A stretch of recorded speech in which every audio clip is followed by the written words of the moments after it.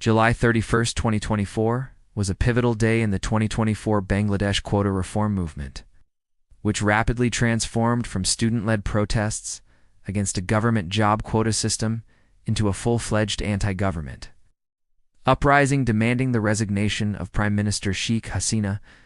This day, dubbed the *** March for Justice, *** saw widespread demonstrations and a brutal crackdown by state forces across Bangladesh. Here's a detailed breakdown of the events and context of July 31st, 2024. The background of the movement. Quota system reinstatement.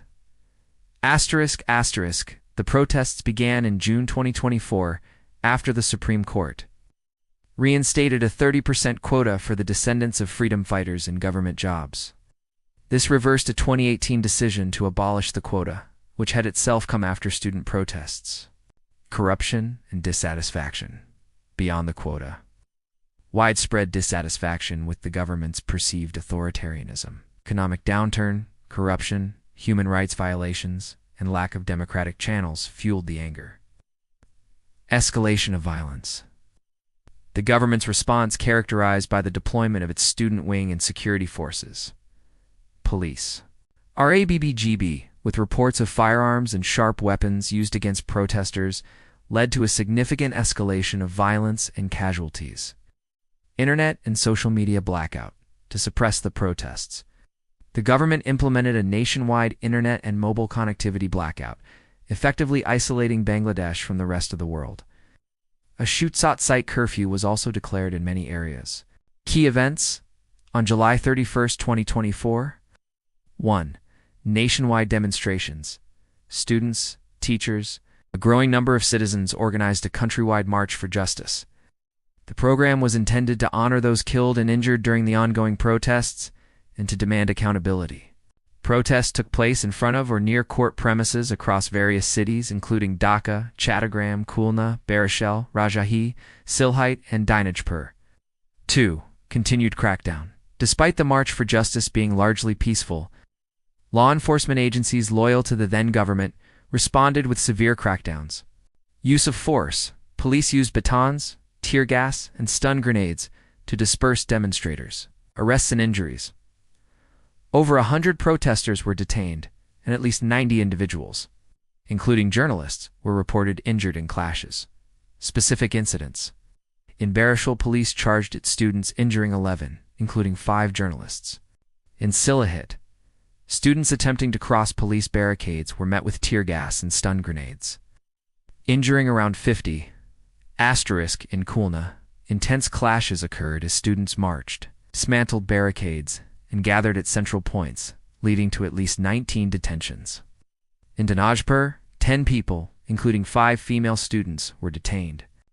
Police also seized red bandanas, which had become a symbol of defiance. In Dhaka, private university students and teachers attempting to march toward the High Court were intercepted. Several students were detained, and 2 Dhaka University professors were reportedly shelved by police while trying to prevent an arrest. Lawyers also joined protests within the High Court premises. Social media restoration.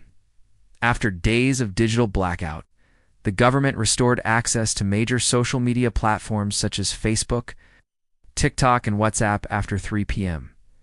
This restoration allowed more information and images of the crackdown to circulate. 4. Demands for accountability. Teachers' solidarity. Teachers from various universities, including Dhaka University, University of Liberal Arts Bangladesh, University of Engineering and Technology, and Shahjala University of Science and Technology, held demonstrations expressing solidarity with the students. Professor Salamullah Khan of ULAB publicly stated that the killings were state-sponsored and called for an international investigation. Rejection of government's mourning. Protesters rejected the government's call to observe a national day of mourning and wear black badges, choosing instead to wear red badges to symbolize defiance and commemorate the July massacre victims.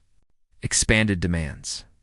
The anti-discrimination students movement reiterated their revised 9-point demands, which now explicitly included the resignation of several cabinet members and a public apology from Prime Minister Sheikh Hasina.